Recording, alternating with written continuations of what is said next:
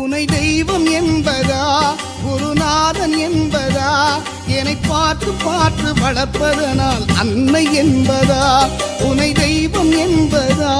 குருநாதன் என்பதா என்னை பார்த்து பார்த்து வளர்ப்பதனால் அன்னை என்பதா